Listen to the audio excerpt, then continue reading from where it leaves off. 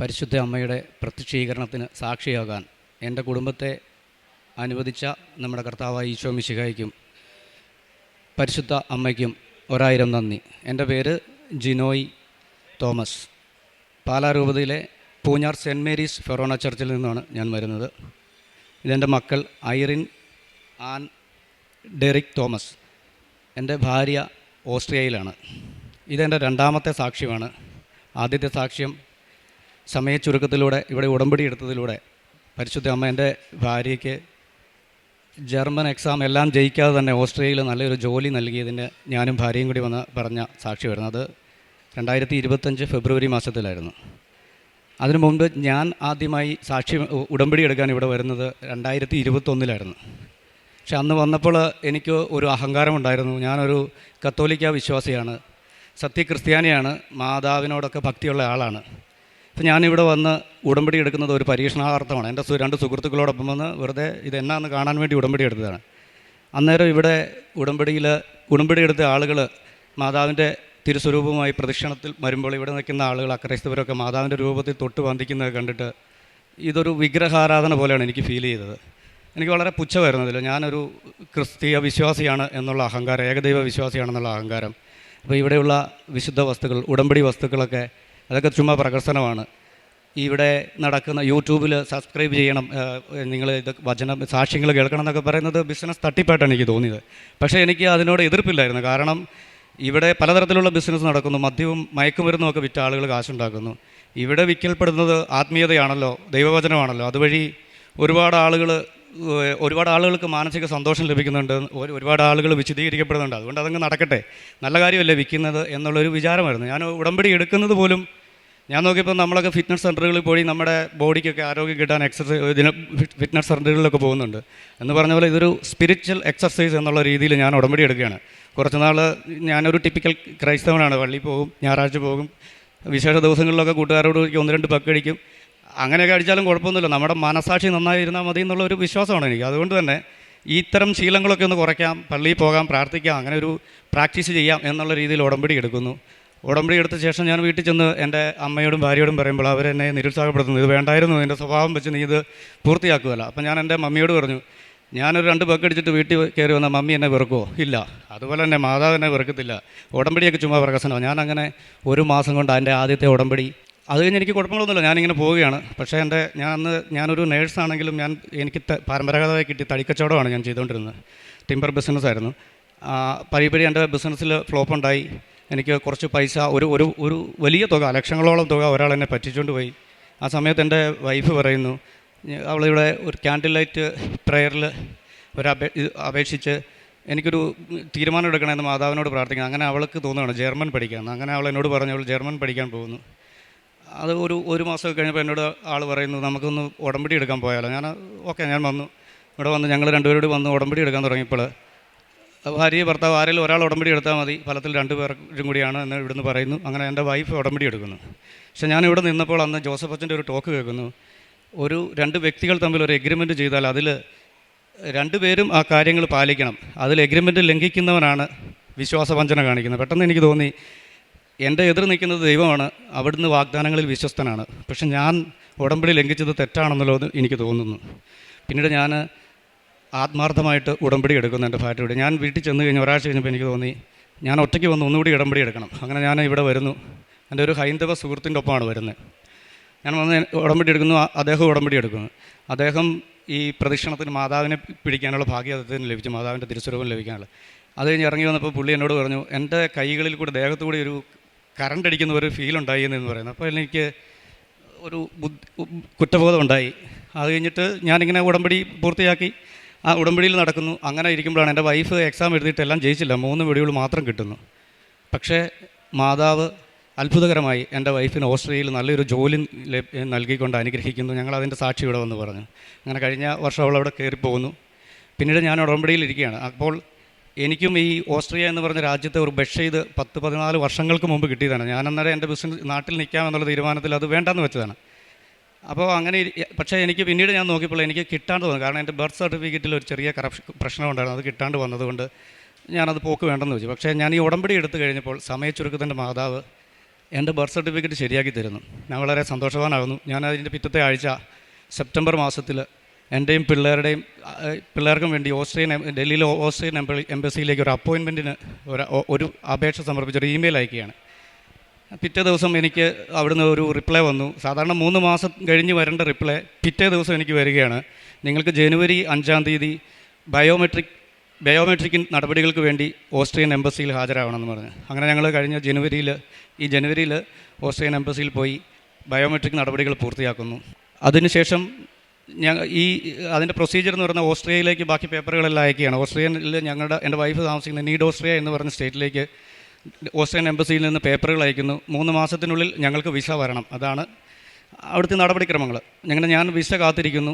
അപ്പോൾ അതിന് മുന്നേ ഞങ്ങൾക്കൊരു വീട് വേണം. വീട് അവിടെ ഫാമിലി ഞങ്ങൾക്ക് എല്ലാവർക്കും കൂടി താമസിക്കാനുള്ള ഒരു വീട് വേണം. വൈഫ് അവിടുത്തെ ജോലി സ്ഥലത്തെ അപ്പാർട്ട്മെൻറ്റിലാണ് താമസിക്കുന്നത്. അപ്പോൾ മക്കളെയും കൊണ്ട് പോകുമ്പോൾ 3 ബെഡ്റൂമുള്ള വീട് വേണം. അങ്ങനെ ഒരു വീട് അന്വേഷിച്ച് നടന്നിട്ട് അടുത്തൊന്നും കിട്ടിയില്ല. 10 കിലോമീറ്റർ അകലെ ഒരു വീട് കിട്ടുന്നു. ആ വീടെടുക്കാൻ പെട്ടെന്ന് പൈസയ്ക്ക് ഒരു ഷോർട്ടേജ് വരുന്നു. അവളങ്ങനെ പ്രാർത്ഥിച്ചിരിക്കുമ്പോൾ അവളുടെ അക്കൗണ്ടിലേക്ക് അവിടുത്തെ ബാങ്ക് കറണ്ട് അക്കൗണ്ടിലേക്ക് ഒരു 9,000 യൂറോ ക്രെഡിറ്റ് ആക്കുകയാണ്. സാധാരണ അവിടെ ആളുകളുടെ ഇതിൽ ഇങ്ങനെ ഓവർ ഡ്രാഫ്റ്റ് പോലെ 2,000 യൂറോ 2 ലക്ഷം രൂപയൊക്കെ വരുന്നു. ഇത് 9 ലക്ഷം രൂപ കിട്ടുന്നു. വളരെ സന്തോഷത്തോടുകൂടി അതിനകത്ത് പൈസ എടുത്ത് ഞങ്ങൾ വീട് വാടകയ്ക്ക് എടുക്കുന്നു. അത് കഴിഞ്ഞ് ഇത് കാത്തിരിക്കുകയാണ്. 3-4 മാസമൊക്കെ കഴിഞ്ഞിട്ടും റിപ്ലൈ വരാതിരുന്നപ്പോൾ എനിക്ക് തോന്നി ഇത് മുന്നോട്ട് പോയാൽ പാടാവും, ശമ്പളമൊന്നും കിട്ടുന്നില്ല, ശമ്പളമെല്ലാം ഇങ്ങനെ പോകുന്നല്ലോ എന്നോർത്ത് ഞങ്ങളുടെ അടുത്ത് ഭരണങ്ങാനം പള്ളിയിൽ പോയിരുന്ന് മാതാവിനോട് പ്രാർത്ഥിക്കുകയാണ്. അൽഫോൻസാമ്മയുടെ ചാപ്പലിൽ പോയിരുന്ന്, അമ്മ ഇത് ഇങ്ങനെ മുന്നോട്ട് പോയാൽ ഞങ്ങൾക്ക് ഭയങ്കര ബുദ്ധിമുട്ടാകും, അതുകൊണ്ട് ഇന്ന് ഞാൻ ഈ കേസ് ഡ്രോപ്പ് ചെയ്യുകയാണ്.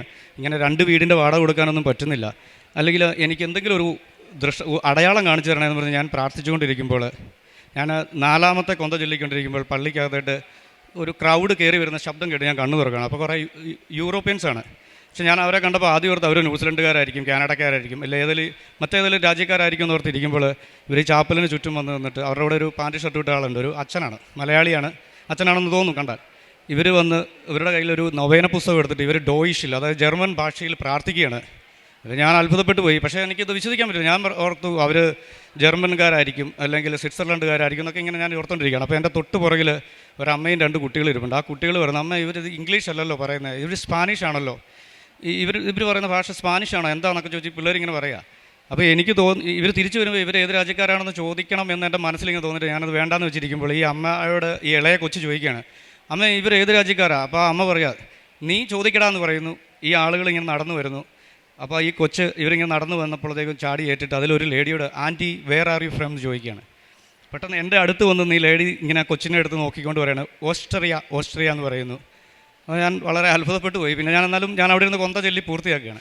കൊന്ത ചൊല്ലിയിട്ട് ഇറങ്ങുമ്പോൾ പള്ളിയുടെ മണ്ഡലത്തിന് ചുറ്റും ഇവർ നിൽപ്പുണ്ട്. അപ്പം ഞാൻ ഈ അച്ഛനാണെന്ന് തോന്നിച്ച വ്യക്തിയോട് ചെന്ന് ചോദിച്ചു, അച്ഛനാണോ എന്ന് ചോദിച്ചാൽ അതേന്ന് പറയുന്നത്, ഞാൻ ഇവരുടെ ഇടവകയിലെ പ്രീസ്റ്റാണെന്ന് പറയുന്നു.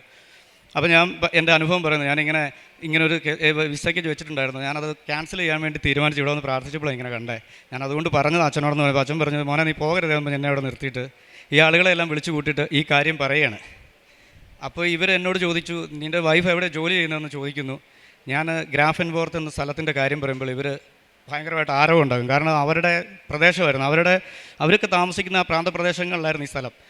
അത് വളരെ സന്തോഷമായി. ഞാൻ അച്ഛനോട് ചോദിക്കുന്നത്, എൻ്റെ ഒരു ഫോട്ടോ ഇവരോട് നിന്ന് എടുക്കാമെന്ന് ചോദിച്ചു. അച്ഛൻ്റെ ഫോണിൽ അവരുടെ കൂടെ ഞാൻ നിൽക്കുന്ന ഫോട്ടോ എടുത്തിട്ട് എൻ്റെ നമ്പർ മേടിച്ച് 2 ദിവസങ്ങൾക്ക് ശേഷം എനിക്കത് അയച്ചു തരികയാണ്. അപ്പോൾ ഞാൻ വീട്ടിൽ ചെന്ന് ഇത് വലിയ സന്തോഷത്തോടെ പറയുന്നു, മക്കളോട് പറയുന്നു. ഒരു 3 ദിവസം കഴിഞ്ഞപ്പോൾ എൻ്റെ ഇളയ മോൾക്ക് അവിടെ ഡാൻസ് പ്രാക്ടീസ് ഉണ്ട് പറഞ്ഞതിനകത്ത്. ഞങ്ങൾ പോയി ഇവളെ കൂട്ടിക്കൊണ്ട് വന്നപ്പോൾ ഞാൻ വീണ്ടും പള്ളിയിൽ കയറിയപ്പോൾ ഇവളോട് പറയും, ഇന്നും നമ്മൾ ജർമ്മൻകാരെ ആരെങ്കിലും കണ്ടാൽ മാതാവ് നമുക്ക് ഇത് തരുമെന്ന് നീ ഉറപ്പിച്ചോ കേട്ടോ എന്ന് പറഞ്ഞ് ഞങ്ങൾ പള്ളിയിലോട്ട് കയറി ചെല്ലുമ്പോൾ അവിടെ നടക്കുന്ന അൾത്താരയിൽ ജർമ്മൻ ഭാഷയിൽ കുർബാന നടക്കുകയാണ്. പള്ളിയിൽ നിൽക്കുന്ന മുഴുവൻ ജർമ്മൻകാരാണ്. ഞാനതിൻ്റെ വീഡിയോ എടുത്തു വെച്ചു. അത് കഴിഞ്ഞിട്ട് വളരെ സന്തോഷമായി തിരിച്ചു പോകുന്നു. പിന്നെ ഞാൻ കാണുന്ന ആളുകളോടെല്ലാം ഇത് പറയാൻ തുടങ്ങി, എനിക്കിങ്ങനെ വലിയ ദൈവാനുഭവം ഉണ്ടായെന്ന് പറഞ്ഞ് ഞാൻ പറയുന്നത് കൂടുതലും അവിശ്വാസികളോടാണ്. അവരുടെ വായടയ്ക്കാൻ വേണ്ടിയൊക്കെ ഇത് പറയുന്നത്. അവരങ്ങനെ അന്നേരം കേട്ട് അന്തം വിട്ടിരിക്കുന്നു. അത് കഴിഞ്ഞ് കൃത്യം 17 ദിവസം കഴിഞ്ഞപ്പോൾ എൻ്റെ വൈഫ് അവിടെ നോട്ടിഫിക്കേഷൻ എന്ന് പറഞ്ഞൊരു ക്ലാസ് ഉണ്ട്, അതിനുവേണ്ടി ജോലി ചെയ്യുന്നിടത്തുനിന്ന് ഒരു 300 കിലോമീറ്റർ ദൂരെ ഗ്രാറ്റ്സ് എന്ന് പറഞ്ഞ സ്ഥലത്തേക്ക് പോയിരിക്കുകയാണ്. അപ്പോൾ ഞങ്ങൾ വാടകയ്ക്ക് എടുത്തിരിക്കുന്ന 8 കിലോമീറ്റർ അകലെയുള്ള വീട്ടിൽ ഒരു 4 ലെറ്ററുകൾ വന്ന് കിടക്കുകയാണ്. ഞങ്ങളുടെ ഒരു ഫാമിലി ഫ്രണ്ടിനോട് പറഞ്ഞ് ആൾ പോയി ആ ലെറ്റർ എടുത്തുകൊണ്ട് വരുന്നു. ഇത് 4 ലെറ്റർ ഉണ്ടെന്ന് വിളിച്ച് പറഞ്ഞു. പക്ഷിട്ട് പിന്നീട് ഇതിൻ്റെ രാത്രിയായിട്ടൊന്നും റിപ്ലൈ വരുന്നില്ല. അപ്പോൾ വൈഫ് വിളിച്ചിട്ട് പറഞ്ഞു, ആ ആൾ വിളിച്ചില്ലല്ലോ, ഇതെന്താണെന്നൊക്കെ ചോദിക്കുന്നു. ഏകദേശം ഇവിടെ ഒരു മണി ആകാറായപ്പോൾ എൻ്റെ ഫോണിലേക്ക് ഒരു കോൾ വീണാണ്. ഞാൻ ഫോൺ എടുത്തപ്പോൾ ചേട്ടാ ഉറങ്ങിയോന്ന് ചോദിച്ചില്ല. അപ്പോൾ പറഞ്ഞു, ചേട്ടാ ഞാൻ ചേച്ചിയെ വിളിച്ചില്ല, ചേട്ടാ നിങ്ങളുടെ വിസ 4 പേരുടേതും ഇവിടുത്തെ ഗവൺമെൻറ് റിജക്റ്റ് ചെയ്തിരിക്കുകയാണെന്ന് പറയുന്നത്. ഞാനിങ്ങനെ ഭൂമി പിളർന്ന് താഴെ പോകുന്ന പോലെ ആയിപ്പോയി. എൻ്റെ മക്കൾ സ്കൂളിൽ ചെന്ന് ഞങ്ങൾ ഓസ്ട്രേലിയക്ക് പോകുകയാണെന്നൊക്കെ പറഞ്ഞ് വിസ മേടിക്കുമെന്നൊക്കെ പറഞ്ഞിരിക്കുകയാണ്. അപ്പോൾ കുട്ടികൾ ഇവർ ഉറങ്ങിയില്ലായിരുന്നു സാർ. അപ്പോൾ അവർ കേൾക്കുന്നു, അയ്യോ ഇനി ഞങ്ങൾ എന്ത് ചെയ്യും പപ്പാന്ന് ചോദിക്കുന്നു. ഞാൻ അപ്പനും അമ്മയും അപ്പുറത്തെ മുറി കിടപ്പുണ്ട്, അവരോട് ചെന്ന് പറഞ്ഞു എൻ്റെ വിസയുടെ റിപ്ലൈ വന്നു, എനിക്ക് വിസ കിട്ടിയില്ല കേട്ടോ എന്ന് പറഞ്ഞു. അവരെ ആകെ ഞെട്ടിപ്പോകുന്നു. പക്ഷേ എൻ്റെ അമ്മ പറഞ്ഞു, ചുമ്മാ ഇങ്ങനെ ഇരുന്നിട്ട് പറഞ്ഞു, അത് മാതാവ് തന്നോളൂ എന്ന് എന്നോട് പറയുന്നു. അപ്പോൾ ഈ ആൾ എനിക്ക് ഇതിൻ്റെ PDF ആയിട്ട് ഈ റിജക്റ്റ് ചെയ്ത ലെറ്റർ ഈ ബഷീദ് എനിക്ക് അയച്ചു തരികയാണ്. ഞാനത് വായിച്ച് നോക്കിയിട്ട് മമ്മിയോട് പറയും, മമ്മി ഇത് ഇവിടുത്തെ ചീഫ് സെക്രട്ടറിയുടെ ഓർഡിനൻസ് പോലെ അവിടുന്ന് അയച്ച സാധനമാണ്, ഇതെങ്ങനെ കിട്ടാനാണെന്ന് ചോദിക്കുന്നു. പിന്നെ അന്നേരം മമ്മി പറയും അതൊക്കെ കിട്ടിക്കോളൂ എന്ന് പറഞ്ഞിട്ട് പോകുന്നു. അപ്പോൾ എൻ്റെ ഹൃദയത്തിലൊരു സ്പാർക്ക് ഉണ്ടാകുന്നു. ഞാനത് കഴിഞ്ഞ് അതൊക്കെ വായിച്ച് നോക്കുമ്പോൾ അതിലെഴുതിയിട്ടുണ്ട്, നിങ്ങൾക്ക് അതിലെഴുതിയിരിക്കുന്നത് ഇങ്ങനെയാണ്, എനിക്ക് അന്ന് എൻ്റെ വൈഫിൻ്റെ അക്കൗണ്ടിലേക്ക് ബാങ്ക് കൊടുത്ത ഓടി അവരതൊരു കടവായിട്ട് കൂട്ടി. എന്നിട്ട് എഴുതി, നിങ്ങൾക്ക് -8,000 നിങ്ങൾക്ക് കടവാണ്, അതുകൊണ്ട് നിങ്ങൾ പെർ മന്ത് 700 യൂറോ വെച്ച് കുറയ്ക്കുമ്പോൾ നിൻ്റെ സാലറിയിൽ നിന്ന് അത്രയും പൈസ കുറയ്ക്കുന്നതുകൊണ്ട് അവിടെ ഒരു റിച്ച് സാറ്റ്സ് എന്ന് പറഞ്ഞൊരു പറയുന്നുണ്ട്, അത് വരുമാന പരിധി, അത് നിങ്ങൾക്ക് തികയുന്നില്ല. 5 അംഗ കുടുംബത്തിന് താമസിക്കാനുള്ള വരുമാനം നിങ്ങൾക്ക് കിട്ടുന്നില്ല. മാത്രമല്ല നിങ്ങളുടെ ഒരു സുക്കൻ പ്രോഗ്നോസിസ്, അതായത് ഭാവി വരുമാനം കണക്ക് കൂട്ടുക, ഇങ്ങനെ ഫാമിലിയെ ഒരുമിപ്പിക്കും, റീയൂണിഫിക്കേഷന്. പക്ഷേ അത് നിങ്ങളുടെ ഭർത്താവിന് ജോലി കിട്ടുമെന്ന് ഒരു സാധ്യതയുമില്ല. ഇങ്ങനെയൊക്കെ ഉള്ളതുകൊണ്ട് നിങ്ങൾ ഇവിടുത്തെ രാജ്യത്തിന് ബാധ്യതയാകുന്നുണ്ട് നിങ്ങളുടെ വിസ റിജക്റ്റ് ചെയ്യണം. പക്ഷേ നിങ്ങൾക്കൊരു ഓപ്ഷൻ ഉണ്ട്, നിങ്ങൾക്ക് വേണം ഞങ്ങൾക്ക് അപ്പീൽ തരാം. ഈ വിസ റിജക്റ്റ് ചെയ്ത തോമസ് ബിൻഡർ എന്ന് പറഞ്ഞ ഓഫീസർക്ക് തന്നെ ആണ് ഞാൻ അപ്പീൽ കൊടുക്കേണ്ടത്. അപ്പീൽ കൊടുക്കാം. ആ അപ്പീലിൽ ഞങ്ങൾ പറഞ്ഞ ഈ കാര്യങ്ങൾ തെറ്റാണെന്ന് നീ തെളിയിക്കണം. ഇങ്ങനെയാണ് വന്നിരിക്കുന്നത്. ഞാൻ കുറച്ചു നേരം അവിടെ ഇരുന്ന് പ്രാർത്ഥിച്ചു. പെട്ടെന്ന് എൻ്റെ മനസ്സിൽ വന്ന ഒരു വചനം, ഞാൻ ഈ ഹബക്കുക്ക് പ്രവാചകൻ്റെ പുസ്തകം വായിക്കുകയാണ്. അതിൽ 1-ാം അധ്യായം 5-ാം വാക്യമുണ്ട്, ജനതകളുടെ ഇടയിലേക്ക് നോക്കി വിസ്മയഭരിതരാകുവിൻ, പറഞ്ഞാൽ വിശ്വസിക്കാനാവാത്ത ഒരു പ്രവൃത്തി നിങ്ങളുടെ ഇടയിൽ ഞാൻ ചെയ്യാൻ പോകുന്നു. പക്ഷേ എന്നെ ആകർഷിച്ച ആ വചനം അതൊന്നും അല്ലായിരുന്നു. ഞാൻ വായിക്കുമ്പോഴല്ല എന്നെ ആകർഷിക്കുന്ന വചനം 3-ാം അധ്യായം 17-ാം വാക്യം, അത്തിമരം പൂക്കുന്നില്ലെങ്കിലും മുന്തിരികൾ ഫലങ്ങൾ നൽകിയില്ലെങ്കിലും ഒലിവ് മരത്തിൽ കായ്കളില്ലാതായാലും വയലുകളിൽ വിളകളില്ലാതായാലും ആലയിൽ നിന്ന് ആട്ടിൻതൊഴുത്തിൽ നിന്നും ആട്ടിൻപറ്റം ഇല്ലാതായാലും കാലിത്തൊഴുത്തിൽ നിന്ന് കാലികളില്ലാതായാലും ഞാൻ എൻ്റെ കർത്താവിൽ ആനന്ദിക്കും. ദൈവമായ കർത്താവാണ് എൻ്റെ ബലം. കലമാൻ്റെ പാദങ്ങൾക്കെന്ന പോലെ അവിടുന്ന് എൻ്റെ പാദങ്ങൾക്ക് വേഗത നൽകുന്നു, ഉന്നതങ്ങളിൽ എന്നെ നടത്തുന്നു. ഗായക തന്ത്രി നേതാവിന്, ബാക്കി ഞാൻ മറന്നുപോയി, അങ്ങനെ ഒരു വചനം അത് ഞാൻ ഇങ്ങനെ ഉരവിട്ടു. പെട്ടെന്ന് ഞാൻ എൻ്റെ കർത്താവിനെ എന്ത് ചെയ്താലും വിടുകയില്ലെന്ന് എനിക്ക് മനസ്സിലായി. കാരണം എനിക്ക് പിന്നീട് അത് കഴിഞ്ഞപ്പോൾ തൊട്ട് എനിക്ക് പരിശുദ്ധാത്മാവ് ചില ബോധ്യങ്ങളുണ്ടാക്കി തരികയാണ്. ഞാൻ ഇവിടെ വന്ന് അഹങ്കരിച്ചിരുന്നു, ഞാനൊരു സത്യക്രിസ്ത്യാനിയാണ്, ഇവിടെ കാണിക്കുന്നതൊക്കെ ചുമ്മാ കുറേ വേലപ്രവർത്തികളാണെന്ന് തോന്നിയ എന്നോട് എനിക്ക് പെട്ടെന്നൊരു ബോധ്യം ഉണ്ടാകണം. ഈശോ ഒരു അന്ധൻ്റെ കണ്ണുകളിൽ ചെളി പൂശി, തുപ്പൽ കൊണ്ട് ചെളി ഉണ്ടാക്കി ചെളി പൂശിയിട്ട് കണ്ണ് കാണാത്ത അയാളോട് പറയും, നീ പോയി ശീലോക കുളത്തിൽ കഴുകുക. ആ അന്ധൻ്റെ സ്ഥാനത്ത് ഞാനായിരുന്നേ പറഞ്ഞെന്നെ, കർത്താവെ ഇത് കൂട്ട് കണ്ണിച്ചോറയില്ലാത്ത പരിപാടി കാണിക്കരുത്, കണ്ണ് കാണാതെ ഞാൻ വന്നപ്പോൾ എന്നെ എന്തിനാണ് നീ ഇങ്ങനെ പറഞ്ഞത്. പക്ഷേ അയാൾ ശീലോകക്കുളത്തിൽ പോയി കഴുകുകയാണ്. അങ്ങനെ ചില നടപടിക്രമങ്ങളുണ്ട് എന്നെനിക്ക് ബോധ്യപ്പെടുകയാണ്. പിന്നീട് ഞാൻ വചനം വായിക്കുമ്പോൾ പരിശുദ്ധാത്മാവ് സ്നാപയോഹനനിലൂടെ ഒരു വചനം വെളിപ്പെടുത്തി തരികയാണ്. നിങ്ങൾക്ക് പിതാവായ അബ്രാഹമുണ്ട് എന്ന് പറഞ്ഞ് നിങ്ങൾ അഹങ്കരിക്കേണ്ട, ഈ കല്ലുകളിൽ നിന്ന് അബ്രാഹത്തിന് സന്തതികളെ ഉണ്ടാകാൻ ദൈവത്തിന് കഴിയുമെന്ന് നിങ്ങൾ കരുതിക്കൊള്ളുവിൻ. അതുകൊണ്ട് മാനസാന്തരത്തിന് യോജിച്ച ഫലങ്ങൾ പുറപ്പെടുവിക്കുവിൻ, അല്ലാത്ത പക്ഷം ഫലം കായ്ക്കാത്ത വൃക്ഷമെല്ലാം വെട്ടി തീയിലെറിയപ്പെടും. ആ നിമിഷം എനിക്ക് മനസ്സിലായി ഞാൻ സത്യക്രിസ്ത്യാനിയാണ് എന്നൊക്കെ പറഞ്ഞ് അഹങ്കരിച്ചിരുന്നത് വെറുതെയാണ്. പിന്നീട് എൻ്റെ ഒരു വചനം എനിക്ക് പൗലോസ്ലീഹ പറയുന്ന വചനം, ക്രിസ്തു എല്ലാമാണ്, എല്ലാവരിലുമാണ്, എല്ലാ മനുഷ്യരെയും സ്നേഹിക്കുന്നവരാണ് ദൈവമെന്ന് എനിക്കും ബോധ്യപ്പെടുകയാണ്. പരിശുദ്ധ അമ്മ അതിനുവേണ്ടി നിയോഗിക്കപ്പെട്ട ആളാണെന്ന് മനസ്സിലാകുന്നു. എനിക്കപ്പോൾ മനസ്സിലായി ഈ കൃപാസനം പരിശുദ്ധാത്മാവിൻ്റെ ഒരു വിദ്യാലയമാണ്. ഇവിടെ വരുന്നവർക്ക് പരിശുദ്ധ അമ്മയുടെ സാന്നിധ്യത്തിന് അടുത്ത് പ്രത്യക്ഷപ്പെട്ട സ്ഥലത്താണ് വരുന്നത്. പരിശുദ്ധ അമ്മ അടുത്ത് വരുന്നവർക്ക്, അല്ലെ പരിശുദ്ധ അമ്മയുടെ സാന്നിധ്യത്തിൽ ചെല്ലുന്നവർക്കൊരു പ്രത്യേകതയുണ്ട്, അവർ പരിശുദ്ധാത്മാവിനാൽ നിറയും. അതുകൊണ്ടാണ് ഏലീശ പുണ്യവതിയുടെ അടുക്കലേക്ക് പരിശുദ്ധ അമ്മ ചെന്നപ്പോൾ ഏലീശ പുണ്യവതി പരിശുദ്ധാത്മാവിനാൽ നിറഞ്ഞത്, ഉദരത്തിൽ കിടന്ന ശിശു പരിശുദ്ധാത്മാവിനാൽ നിറഞ്ഞത്. അങ്ങനെ എൻ്റെ കർത്താവിൻ്റെ അമ്മ എൻ്റെ അടുക്കൽ വരാൻ ഭാഗ്യമുണ്ടായത് എങ്ങനെയെന്ന് എലീശ ചോദിക്കുന്നത്. പിന്നീട് നമ്മൾ കാണുന്നുണ്ട് വിശുദ്ധ ഗ്രന്ഥത്തിൽ സെഹിയോൻ ഊട്ടുശാലയിൽ പ്രാർത്ഥനാ നിരതരായിരുന്ന പരിശുദ്ധ അമ്മയുടെയും സ്ത്രീകന്മാരുടെയും മേലാണ് പരിശുദ്ധാത്മാവ് എഴുന്നള്ളി വരുന്നത്. അപ്പോൾ എനിക്കൊരു ബോധ്യം ഉണ്ടാകുകയാണ്, എൻ്റെ അഹങ്കാരം അവിടെ തണുക്കുകയാണ്. മാതാവ് എന്നെ എളിമപ്പെടുത്തും, മാതാവിൻ്റെ ഏറ്റവും വലിയ പുണ്യമായ എളിമ എന്നെ ശീലിപ്പിക്കുകയാണ്. അങ്ങനെ ഞാൻ ഈ വിഷമഘട്ടത്തിൽ ഞങ്ങളുടെ നാട്ടിൽ കുരിശിൻ്റെ വഴി കൂടെയാണ്, ഞങ്ങളുടെ അടുത്തുള്ള വല്ലിച്ചൻമലയിൽ കുരിശിൻ്റെ വഴി കൂടുമ്പോൾ ഞാനിങ്ങനെ എൻ്റെ വിഷമങ്ങൾ ഈശോയുടെ മുന്നിൽ സമർപ്പിച്ച് പ്രാർത്ഥിക്കുക. അപ്പോൾ എനിക്ക് ഈശോ കുരിശിൽ തറയ്ക്കുമ്പോൾ ദൈവപിതാവിനുണ്ടായ വേദന, പരിശുദ്ധ അമ്മയ്ക്കുണ്ടായ വേദനയൊക്കെ ഇങ്ങനെ ബോധ്യമാവുകയാണ്. അതുവരെ ഈശോയുടെ ഇടത്ത് വശത്ത് കിടന്ന കള്ളൻ്റെ മനോഭാവത്തോടു കൂടിയായിരുന്നു ഞാൻ. അതായത് എപ്പോഴെങ്കിലും ഈശോ എന്നെ രക്ഷിക്കൂ എന്നുള്ള ബോധ്യത്തോടു കൂടി നടന്ന ഞാൻ അന്ന് ആ കുരിശിൻ്റെ വഴി പൂർത്തിയാക്കിയപ്പോൾ പെട്ടെന്ന് തന്നെ ഈശോ ആദ്യമായി സ്വർഗത്തിലേക്ക് വിളിച്ച, പറുദീസയിലേക്ക് വിളിച്ച വലതുവശത്തെ കള്ളൻ്റെ മനോഭാവത്തിലേക്ക് എത്തുന്നു. ഞാൻ കർത്താവിനോട് പറയുന്നത്, കർത്താവേ, ഞാൻ പാപിയാണ്, എൻ്റെ പാപങ്ങളും ഞാൻ പാപിയാണെന്നുള്ള ബോധ്യം എനിക്കുണ്ടാകുന്നു. ഞാൻ അവിടെ നിന്ന് പ്രാർത്ഥിച്ചു, ഈശോയെ, നിന്നെ കുരിശിൽ തറച്ച് കൊന്ന് ഇവിടെ ഈ കല്ലറയിൽ കൊണ്ട് അടക്കി മുദ്ര വെച്ചിട്ട് ആളുകളെല്ലാം പോയി. അതാണ് അവർക്ക് ചെയ്യാൻ പറ്റുന്ന ഏറ്റവും അവസാനം. മനുഷ്യൻ ചെയ്ത് അവസാനിച്ചിടത്താണ് ദൈവമേ അങ്ങ് പ്രവർത്തിച്ചു തുടങ്ങിയത്. എൻ്റെ ഈ പ്രശ്നങ്ങളും ഞാനിപ്പോൾ ആകെ നാണം കെട്ട് നിൽക്കുകയാണ്. അതിനിടയ്ക്ക് പലയിടത്തുനിന്നും ചില കുത്തുവാക്കുകളൊക്കെ കേൾക്കേണ്ടതായി വന്നു. ഞാൻ എൻ്റെ അഹങ്കാരം കൊണ്ട് ഞാനിത് ചെയ്തതാണെന്നുള്ള രീതി ഇതെല്ലാം ഞാൻ ഈശോയുടെ കല്ലറയിലേക്ക് സമർപ്പിച്ചു. ആ നിമിഷം എനിക്ക് മനസ്സിലായി, കർത്താവ് പറയാണ്, ആർക്കെങ്കിലും ദാഹിക്കുന്നെങ്കിൽ അവൻ എൻ്റെ അടുക്കൽ വരും, എന്നിൽ വിശ്വസിക്കുന്നത് ഹൃദയത്തിൽ നിന്ന് ജീവജലത്തിൻ്റെ അരുവികൾ ഒഴുകുമെന്ന്.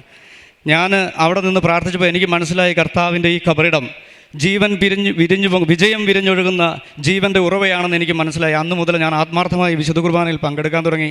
ആ സമയം കൊണ്ട് എനിക്ക് ഈ വിസ നഷ്ടപ്പെട്ടതും എനിക്ക് പൈസ നഷ്ടപ്പെട്ടതും ഒക്കെ ഞാൻ മറന്നുപോയി. എൻ്റെ നിയോഗങ്ങൾ പോലും മറന്നുപോയി. കർത്താവിൻ്റെ സ്നേഹത്തിൽ നിന്നും നിലനിൽക്കാൻ ഞാൻ തീരുമാനമെടുക്കുന്നു. അങ്ങനെ വിശുദ്ധ പൗലോസ്ലീഹായുടെ വചനം, നമ്മെ സ്നേഹിക്കുന്നവരിലൂടെ ഈ കാര്യങ്ങളിലെല്ലാം പൂർണ്ണ വിജയം കൈവരിക്കാൻ നമുക്ക് കഴിയുമെന്ന് എനിക്ക് ബോധ്യം വരുന്നു. ഞാൻ വീട്ടിൽ വന്നിരുന്നു. വൈഫിന് ഭയങ്കര സങ്കടമായിരുന്നു. പക്ഷെ ഞങ്ങളൊരു ശീലം ശീലിച്ചിട്ടുണ്ടായിരുന്നു. അതായത് അവൾ വിദേശത്ത് പോയി കഴിഞ്ഞപ്പോൾ തൊട്ട് ഞങ്ങൾ ഫോണിൽ വിളിക്കുമ്പോൾ എങ്ങനെ നമ്മൾ കുരിശ് വരയ്ക്കും, അല്ല കുടുംബ പ്രാർത്ഥന ചെല്ലും എന്നുള്ളൊരു സങ്കടം ഉണ്ടായിരുന്നു. പക്ഷെ ഞങ്ങളതിനൊരു ഓപ്ഷൻ കണ്ടെത്തി. ഫോണിൽ വിളിക്കുമ്പോൾ ഞങ്ങൾ വാട്സപ്പിലൂടെ ഒരു മണിക്കൂറോളം കൊന്ത ചെല്ലുകയും പ്രാർത്ഥിക്കുകയും ചെയ്യും രാത്രിയിലിരുന്ന്. അങ്ങനെ അന്ന് പ്രാർത്ഥിച്ചുകൊണ്ടിരുന്നപ്പോൾ ഞാൻ പെട്ടെന്ന് ദാനിയേലിൻ്റെ പുസ്തകം എടുക്കുന്നു. അതിൽ തീച്ചുളയിൽ അകപ്പെട്ട 3 യുവാക്കൾ ദൈവത്തെ സ്തുതിക്കുന്ന ആ പ്രാർത്ഥന ഞങ്ങൾ ഭയങ്കര അഭിഷേകത്തോടുകൂടി പ്രാർത്ഥിക്കുകയാണ്. അത് പ്രാർത്ഥിച്ച് കഴിഞ്ഞപ്പോൾ എനിക്ക് വല്ലാത്തൊരു ആത്മവിശ്വാസം ഉണ്ടാകുന്നു. പിറ്റേ ദിവസം രാത്രിയിൽ കൊന്ത ചൊല്ലിയൊക്കെ കഴിഞ്ഞ് ഞാൻ രാത്രി 1 മണി ഇരുന്ന് പ്രാർത്ഥിക്കുമ്പോൾ എന്നോട് പറയുകയാണ്, നീ ഇതിന് അപ്പീൽ കൊടുക്ക്. അപ്പോൾ ഞാൻ ഇങ്ങനെ ഇരുന്ന് എങ്ങനെ കൊടുക്കണമെന്നൊന്നും എനിക്കറിയത്തില്ല. കാരണം എനിക്ക് എൻ്റെ നാട്ടിൽ ഒരു മുനിസിപ്പൽ കോർട്ടിൽ കൊണ്ട് ഒരു ഹർജി കൊടുക്കാൻ അറിയത്തില്ലാത്ത ആൾ, എനിക്കറിയത്തില്ലാത്തൊരു രാജ്യം, അറിയത്തില്ലാത്തൊരു സംസ്കാരം, അറിയാൻ മേലാത്ത ഒരു സിവിൽ കോഡ്, ഇതെല്ലാം ഉള്ളിടത്ത് ഞാൻ എങ്ങനെ അപ്ലൈ ചെയ്യാനാണ്, അപ്പീൽ കൊടുക്കാനാണ്. പക്ഷേ ഞാൻ അവിടെ ഇരുന്നിട്ട് പെട്ടെന്ന് ഞാനൊരു മെയിൽ, എൻ്റെ വൈഫിൻ്റെ മെയിലിലേക്ക് ഞാനൊരു മെയിൽ അയക്കുകയാണ്. വൈഫ് എഴുതുന്നതായിട്ട്, എൻ്റെ കുട്ടി 7 വയസ്സുള്ള കുട്ടിക്ക് അമ്മയെ പിരിഞ്ഞിരിക്കുന്നൊരു വിഷമമുണ്ട്. മാത്രമല്ല എൻ്റെ ഭർത്താവ് എന്നെ ബസ് ചെയ്തുകൊണ്ട്, ആൾ നേഴ്സായിരുന്നു. അത് ഞങ്ങൾ ഓസ്ട്രിയൻ എംബസിയിൽ നേരത്തെ അറിയിച്ചിട്ടുണ്ടായിരുന്നു. അതുകൊണ്ട് ഭാവി വരുമാനം കിട്ടാൻ സാധ്യതയുണ്ട്. ദയവായി ഭർത്താവിനെയും കുട്ടീനെയെങ്കിലും ഇങ്ങോട്ട് കൊണ്ടുവരാൻ കനിയണം എന്നും പറഞ്ഞ് ഈ പറഞ്ഞ തോമസ് വിൻഡർ എന്ന് പറഞ്ഞ ആൾക്കൊരു അപ്ലൈ ചെയ്യുകയാണ്, അപേക്ഷിക്കുകയാണ്. ഞാൻ മെയിൽ അയച്ച് വൈഫ് അത് അവളുടെ മെയിലിൽ നിന്ന് ഫോർവേഡ് ചെയ്ത് അങ്ങോട്ട് അയക്കുന്നു. ഒരാഴ്ച കഴിഞ്ഞപ്പോൾ റിപ്ലൈ വരികയാണ്. ഇങ്ങനെയാണ് റിപ്ലൈ വരുന്നത്: ഈ കാര്യത്തിൽ എനിക്കൊരു തീരുമാനമെടുക്കാൻ, അതായത് ബെഹോറുടെക്ക് അവിടുത്തെ അതോറിറ്റിക്ക് ഒരു തീരുമാനമെടുക്കാൻ സാധിക്കുകയില്ല. അതുകൊണ്ട് ഞാൻ എൻ്റെ മോനും എനിക്കും വേണ്ടി മാത്രം അപേക്ഷ ചെയ്തത് അവർ തിരിച്ചയച്ചിരിക്കുകയാണ്. നിങ്ങളുടെ 3 കുട്ടികളുടെയും കേസ്, അതായത് ഞങ്ങളുടെ 4 പേരുടെയും കൂടി കേസ് അവിടുത്തെ ലാൻഡസ് ഫെർഫാഗും ഗറിഷ്, അതായത് അവിടുത്തെ അഡ്മിനിസ്ട്രേറ്റീവ് കോടതിയിലേക്ക്, നമ്മുടെ ഇവിടുത്തെ ഹൈക്കോർട്ട് പോലെയുള്ള കോടതിയിലേക്ക് ഈ കേസ് ഞങ്ങൾ ഹാൻഡ് ഓവർ ചെയ്യണം എല്ലാ രേഖകളോടും കൂടിയെന്ന്. അത് കണ്ടപ്പോൾ ഞാൻ പേടിച്ചു പോയി. കാരണം നമുക്ക് എന്ത് ചെയ്യുമെന്ന് അറിയത്തില്ല, ഒരു ആക്സസ് ഇല്ല അങ്ങോട്ട് പോകാൻ കോടതിയിലേക്ക്. എന്നിട്ട് ഇതിന് അടിയിൽ കോടതിയുടെ അഡ്രസ്സ് മാത്രമേ എഴുതിയിട്ടുള്ളൂ, ഇമെയിൽ അഡ്രസ്സ് ഇല്ല.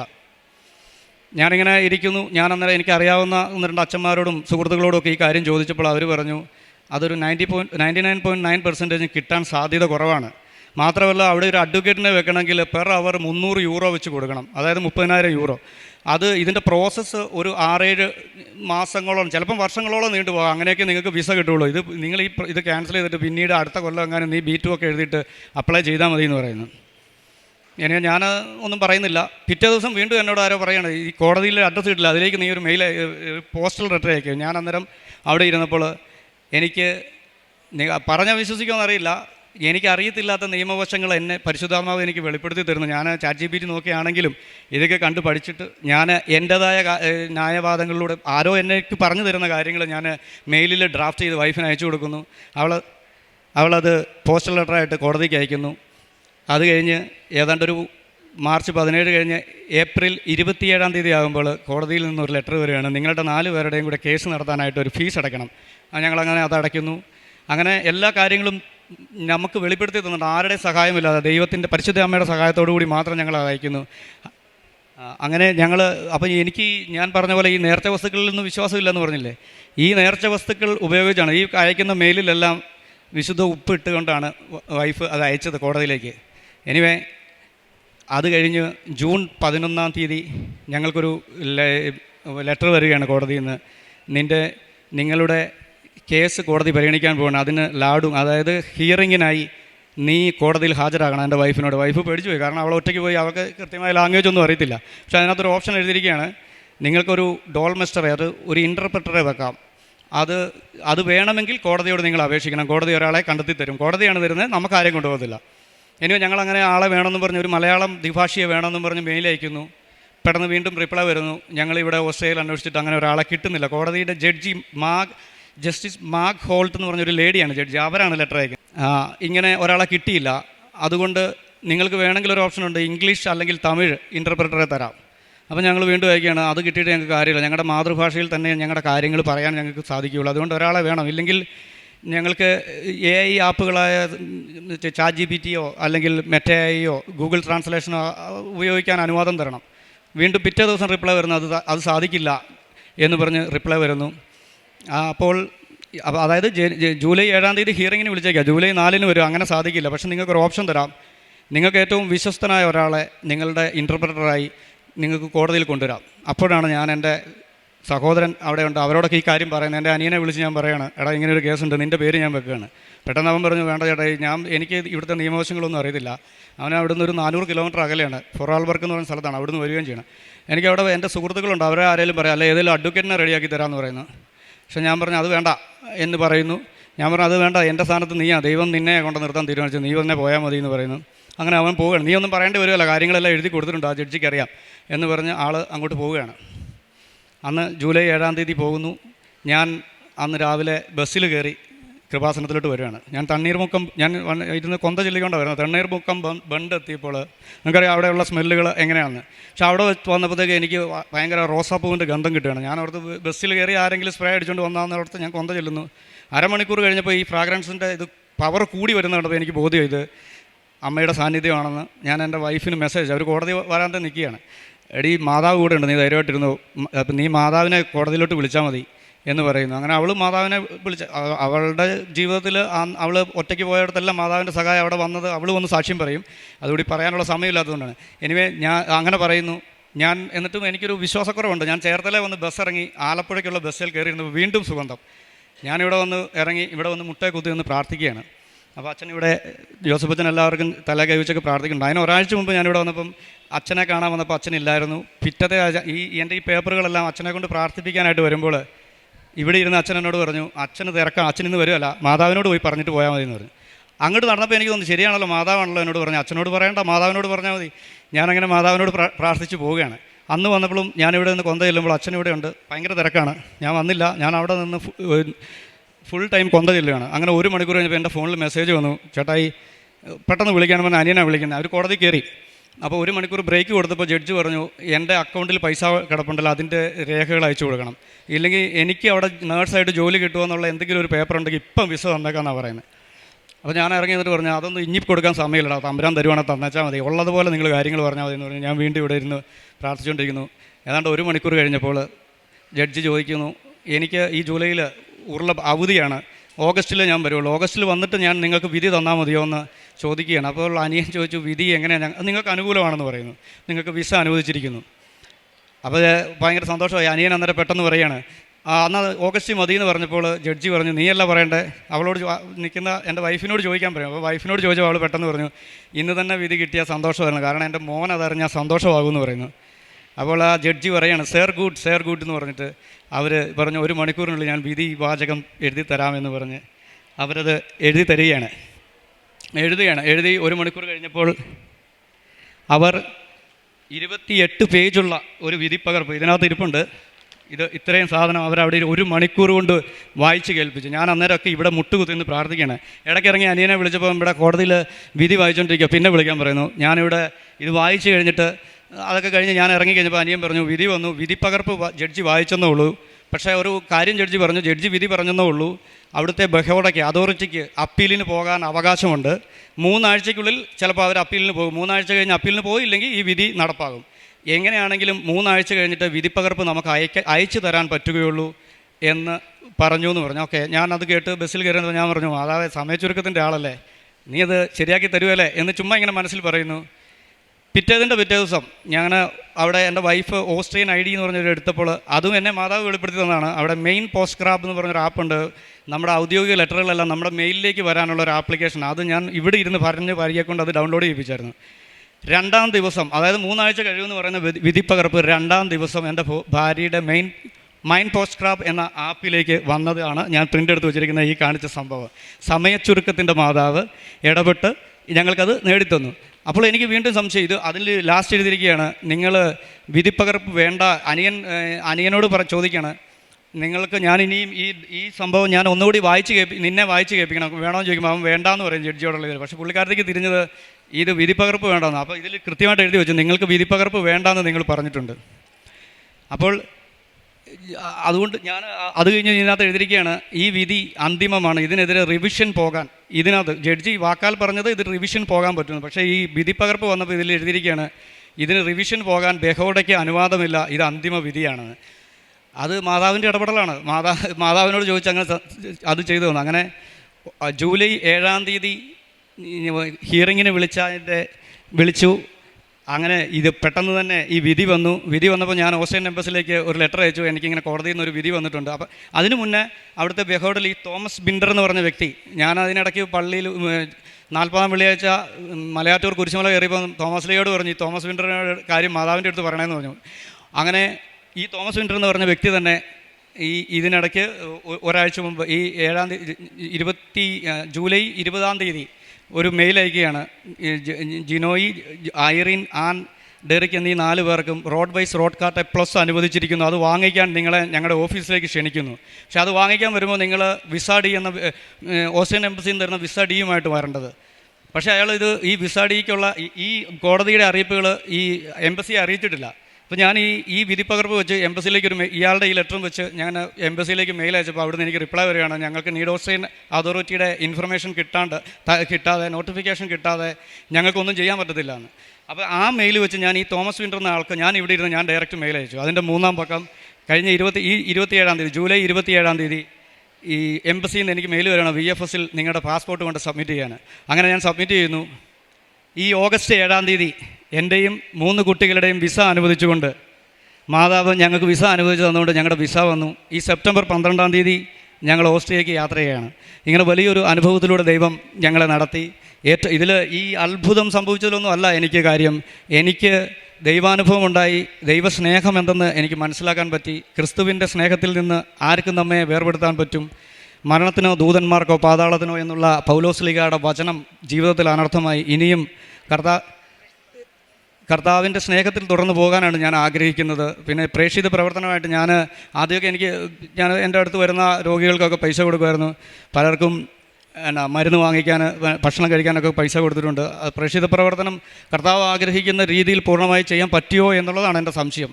ഇനി അങ്ങനെ ചെയ്യാൻ എന്നെ ദൈവം അനുവദിക്കട്ടെ എന്ന് ഞാൻ പ്രാർത്ഥിക്കുന്നു.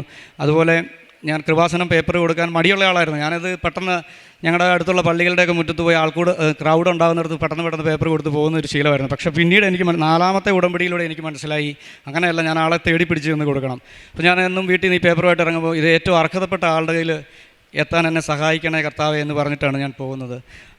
അങ്ങനെ എനിക്ക് അങ്ങനെ ചെയ്യാൻ പറ്റി. ആത്മീയ ജീവിതത്തിൽ ഞാൻ എല്ലാ ദിവസവും ആഴ്ചയിലൊരു 2 പ്രാവശ്യമെങ്കിലും കുമ്പസാരിക്കാൻ എനിക്കിപ്പോൾ സാധിക്കുന്നുണ്ട്. വിശുദ്ധ കുർബാന കാണുന്നുണ്ട്. ഏറ്റവും പ്രധാനപ്പെട്ടത് എൻ്റെ അഹങ്കാരം തീർന്ന് എനിക്ക് വിനയം എന്ന പുണ്യം മാതാവ് തന്നു എന്നുള്ളതാണ് എന്നെ സംബന്ധിച്ചിടത്തോളം ഏറ്റവും വലിയ സാക്ഷ്യം. അങ്ങനെ പരിശുദ്ധ അമ്മയുടെ നമ്മുടെ കൃപാസനം പ്രത്യക്ഷീകരണ പ്രാർത്ഥനയിൽ പ്രാർത്ഥിക്കുന്ന ഒരു പ്രാർത്ഥനയുണ്ട്. നമ്മളൊക്കെ ജീവിതത്തിൻ്റെ ദുരന്ത അവസ്ഥകളിൽ ദൈവത്തിൻ്റെ സാന്നിധ്യവും സന്ധിപ്പും കൂടുതൽ അനുഭവിക്കുക വഴി ആത്മീയ വിശുദ്ധിയും ദൈവശക്തിയും കൈവരിക്കുക ഞങ്ങളെ സഹായിക്കണമെന്ന്. പ്രിയമുള്ളവരെ, അങ്ങനെ ഒരു ആത്മീയ വിശുദ്ധി കൈവരിക്കാൻ എനിക്ക് സാധിച്ചു എന്നുള്ളതാണ് ഞാൻ ഈ കൃപാസനത്തിൽ വന്ന് ഉടമ്പടി എടുത്തതിലൂടെ എനിക്കുണ്ടായ ഏറ്റവും വലിയ സാക്ഷ്യം. Praise the Lord. ഭയപ്പെടേണ്ട, ഞാൻ നിന്നോട് കൂടെയുണ്ട്. സംഭ്രമിക്കേണ്ട, ഞാനാണ് നിൻ്റെ ദൈവം. ഞാൻ നിന്നെ ശക്തിപ്പെടുത്തുകയും സഹായിക്കുകയും ചെയ്യും. എൻ്റെ വിജയകരമായ വലതു കൈ കൊണ്ട് ഞാൻ നിന്നെ താങ്ങി നിർത്തും. യെശയ്യാ പ്രവാചകൻ്റെ പുസ്തകം 41 അധ്യായം 10 വചനമാണ്.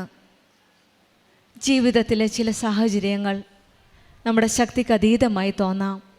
ഒരു പക്ഷേ കുടുംബ പ്രശ്നമാവാം, ജോലിയില്ലായ്മയാവാം, വിസ തടസ്സമാവാം, സാമ്പത്തിക ബുദ്ധിമുട്ടുകളാവാം. എന്തു തന്നെ ആയാലും ഉടമ്പടി മക്കളുടെ ജീവിതത്തിൽ നമ്മെ ശക്തിപ്പെടുത്തുന്ന ഒരു ദൈവമാണ് നമ്മുടെ കൂടെയുള്ളത് എന്ന വിശ്വാസമാണ് നമ്മെ തളരാതെ മുന്നോട്ട് നയിക്കുന്നത്. നാം ഒരിക്കലും ഒറ്റയ്ക്കല്ല. എൻ്റെ എല്ലാ പോരാട്ടങ്ങളിലും എൻ്റെ ദൈവം എൻ്റെ കൂടെയുണ്ട്. എൻ്റെ അമ്മയാണ് എന്നെ കരം പിടിച്ച് ആ ദൈവത്തിൻ്റെ സാന്നിധ്യത്തിലേക്ക് എന്നെ കൊണ്ടുപോകുന്നു എന്നുള്ളൊരു വിശ്വാസം.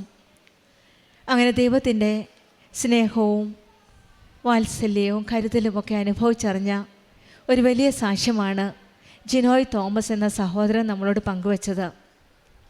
കൃപാസനത്തിൽ ആദ്യമായി വന്നപ്പോൾ വൈഫ് ഉടമ്പടി എടുക്കുകയും പിന്നീട് സാക്ഷ്യം പറഞ്ഞ് ഓസ്ട്രേലിയക്ക് പോവുകയും ഒരു നല്ല ജോലി നൽകി ഈശോയും അമ്മയും അനുഗ്രഹിക്കുകയാണ് ചെയ്തത്. പിന്നീട് പല തടസ്സങ്ങളുണ്ടായിരുന്നു ഈ മക്കളുടെ ജീവിതത്തിൽ. പ്രത്യേകിച്ചും വിശ്വാസത്തെ പ്രതി. ഞാനൊരു സത്യവിശ്വാസിയാണെന്ന് വിശ്വസിച്ച ജിനോയ് പിന്നീട് ഒരു നല്ല ക്രിസ്ത്യൻ ജീവിതത്തിലേക്കാണ് ഉടമ്പടിയിലൂടെ കടന്നു വരുന്നത്. അങ്ങനെ ഉടമ്പടി എടുക്കാൻ വന്നപ്പോഴും അങ്ങനെ തന്നെയാണ് വിശ്വസിച്ചത്. മറുവശത്ത് ദൈവമാണ്, വിശ്വാസവഞ്ചന പാടില്ല എന്ന ഒരു ഉണർവാണ്. പിന്നീട് ഒരു അക്രൈസ്തവനായ മകന് കൂടെ ഉടമ്പടി എടുക്കാൻ വരികയും ആ മകന് പരിശുദ്ധ അമ്മയെ വഹിച്ചുകൊണ്ട് ഈ പ്രദക്ഷിണത്തിന് വരുവാൻ സാധിക്കുകയും ചെയ്തപ്പോൾ സ്വന്തം വിശ്വാസത്തെ വീണ്ടും ക്വസ്റ്റ്യൻ ചെയ്യുകയാണ്. പിന്നീട് ദൈവവുമായിട്ടുള്ള ഒരു വലിയ ബന്ധത്തിലേക്കാണ് ജിനോയും കുടുംബവും വരുന്നത്. ഇടതൂർന്ന ഇലകളുമായി